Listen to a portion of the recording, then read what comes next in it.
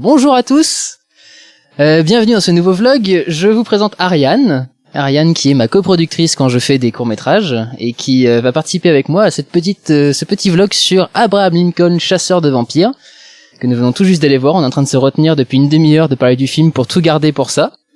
Un petit peu d'histoire du coup au début. Abraham Lincoln est réalisé par Tiburce Berkman-Betoff. Timur Berkman-Betoff qui est un réalisateur russe qui est connu en Russie pour avoir fait Night Watch et Day Watch, qui est une des rares sagas russes à être venue jusqu'en France, que j'avais vu. Tu avais vu les deux ou pas? Non, je les ai pas vus, mais je crois qu'il y a un remake qui est planifié. Ah, j'étais pas au courant. Ouais. On se rapproche un petit peu, comme ça va être plus simple pour le micro. Donc moi j'avais bien aimé les deux films. J'avais trouvé ça vachement intéressant de voir à quel point les techniques de narration divergent entre un film russe et un film américain ou français. Je sais pas si tu t'étais rendu compte de ça, mais par exemple, je me souvenais du truc dans le deuxième film, je crois. Il y a un petit gamin qui a une espèce de petite boule avec laquelle il arrête pas de jouer depuis le début du film, et personne te dit à quoi sert cette petite boule. Et à un moment, en pleine scène d'action, il balance la boule sort du bâtiment et revient multipliée par 20 000 ou un truc dans le genre, et toutes les boules se mettent à complètement défoncer l'étage. Et personne ne t'a expliqué avant que cette scène arrive que cette petite boule peut se multiplier et servir comme ça. Ouais, ça ne respecte pas les règles du setup player. C'est ça, le film américain construit constamment son truc en disant ça sert à ça, et la machine dans Spider-Man qui est présentée au bout d'une demi-heure de film en disant ça sert à répandre des trucs vachement toxiques dans et ça va pas du tout servir à la fin du film, pas du tout. Voyons.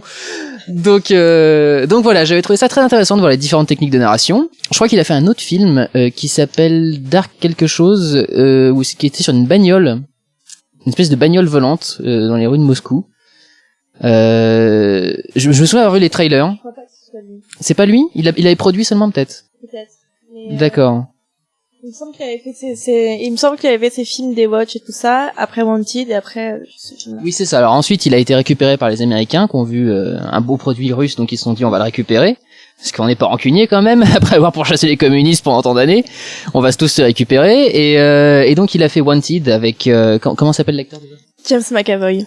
James McAvoy et Angelina Jolie et Denzel Washington, il me semble aussi. Non? Morgan Freeman. Oh, ils sont noirs, c'est pareil. C'est tous les mêmes de toute façon.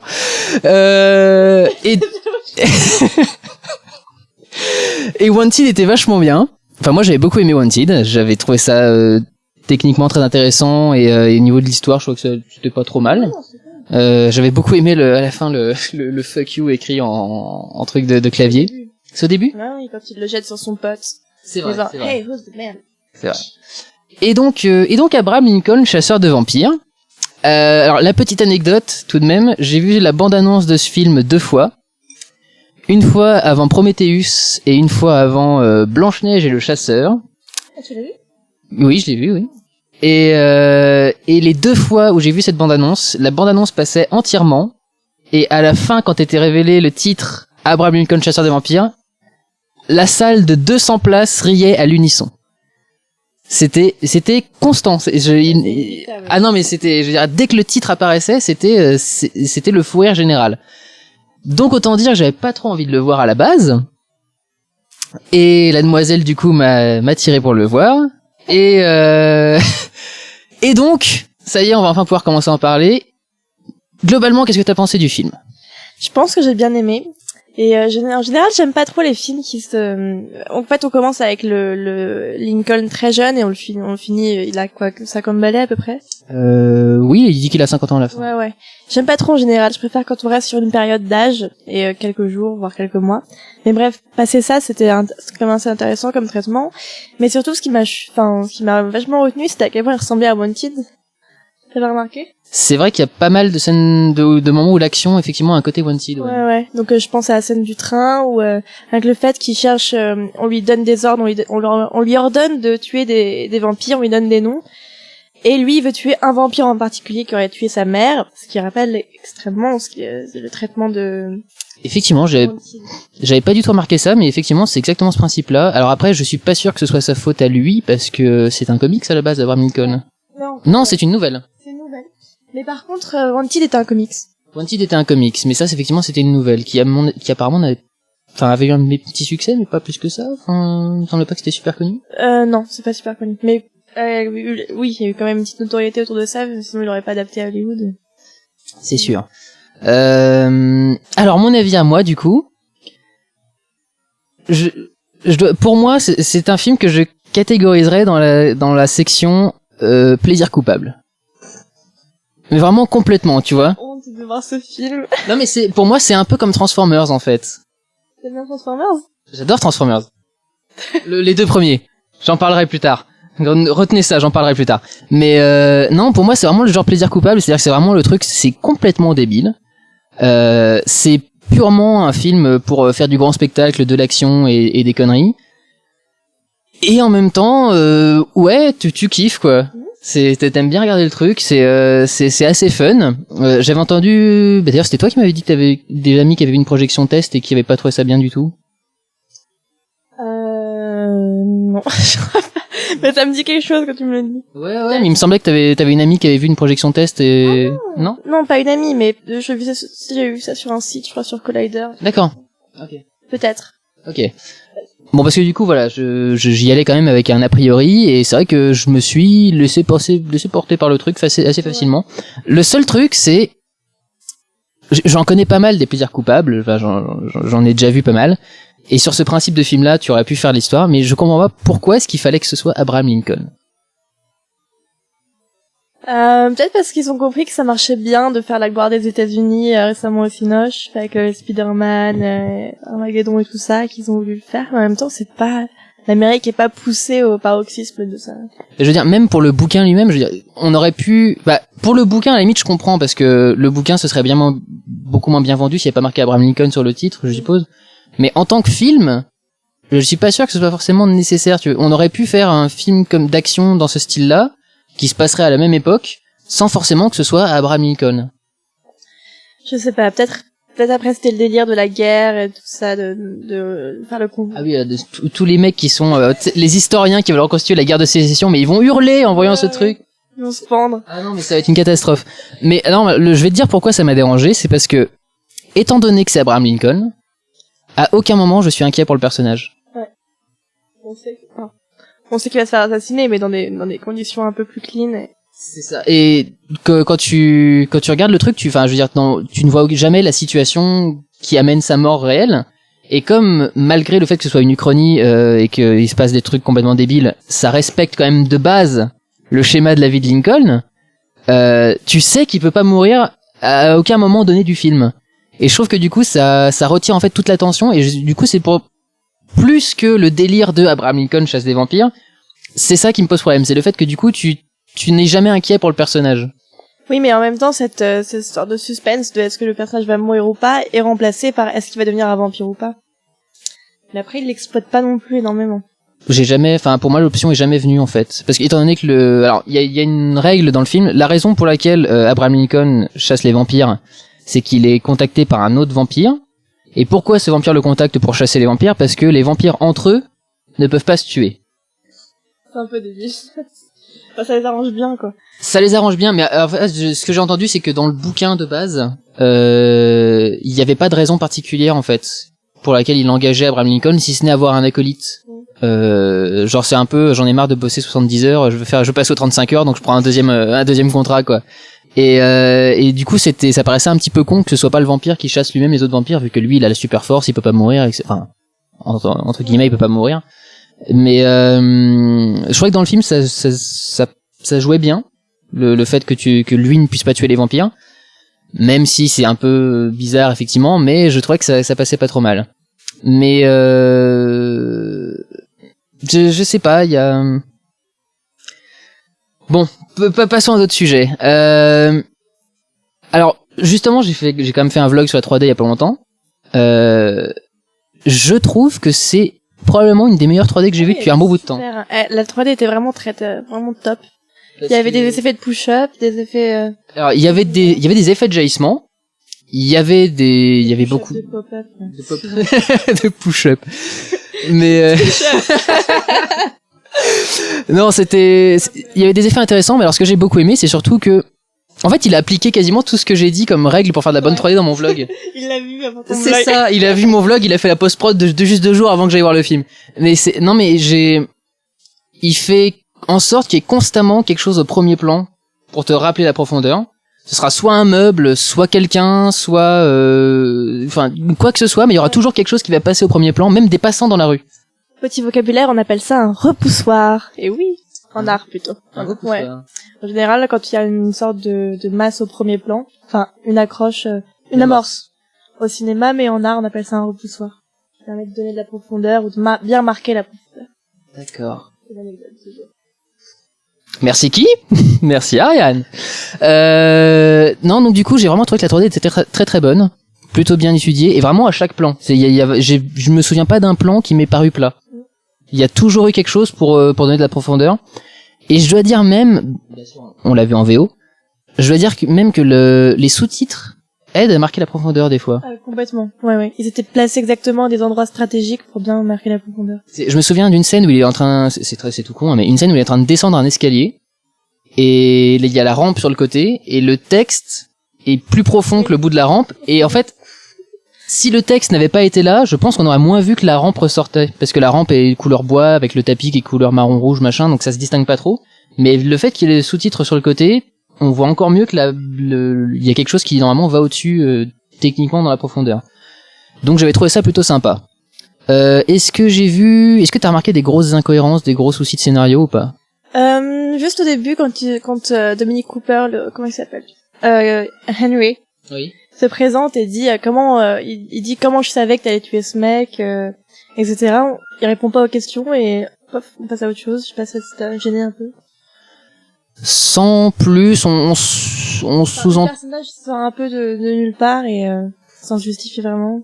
Ouais, mais du coup, pour moi, ça va dans l'optique du vampire qui est dans l'ombre et que tu vois pas arriver juste avant qu'il te saute dessus, quoi. Ouais, mais il y a déjà assez de clichés dans ce film, je pense que c'était peut-être pas la peine d'en rajouter. En même temps, c'est un film américain, un grand spectacle. Ah oui, je sais. Même si c'est réalisé par un Russe, c'est d'ailleurs, j'ai trouvé ça très ironique que ce soit un Russe qui fasse un tel hommage aux États-Unis en fait. Ouais, Parce que je veux dire, ça se finit quand même avec des plans avec Abraham Lincoln et le drapeau qui flotte derrière lui et tout et tout le bordel. Et je me suis dit putain, le mec qui fait ça est russe quoi. C'est un rouge. C'est lui qui non mais c'est ça. Il est rouge comme ça quoi. Je veux dire, je trouve ça extrêmement comique finalement que ce soit lui qui fasse un tel hommage aux États-Unis. Alors juste un truc du coup, alors, moi scénaristiquement. Et du coup, je t'avais fait la remarque pendant la projection du film. Le grand truc, c'est est-ce que Abraham peut mettre en danger les gens qu'il aime, donc sa femme et son fils.